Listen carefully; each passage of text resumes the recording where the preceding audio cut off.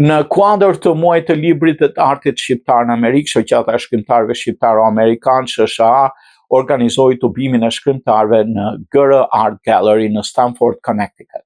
Ky aktivitet bashkoi shkrimtar, poet dhe artist shqiptaro-amerikan për celebruar fjalën e shkruar dhe identitetin kombëtar.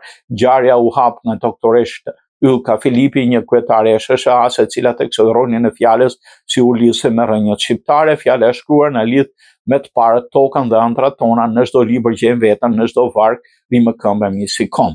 Ajo nxiti edukimin e brezit të ri me dashurinë për leximin dhe ruajtjen e identitetit. Presidenti i SHA-s Adnan Mehmeti e quajti tubimin një premtim për të shkruar dhe lexuar, duke parë kulturën si forcë bashkuese.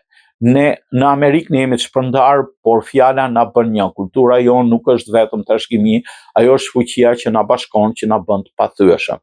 Ky tubim, tha presidenti i SHA-s, është një premtim të shkruajmë, të lexojmë, të tregojmë botës se shqiptarët jetojnë kudo që fjala jonë këndon. Le të bashkohemi sepse në çdo faqe ne gjejmë forcën për të qenë një kombë, tha ai. Krahas promovimit të botimeve të reja të anëtarëve të shoqatës, u shfaq dhe ekspozita e piktorit shkodran George Pali, një omazh ndaj artit dhe kulturës shqiptare. Producenti i suksesshëm Aurel Naçi përshkroi ngjarjen si një festë të fjalës dhe të ngjyrës.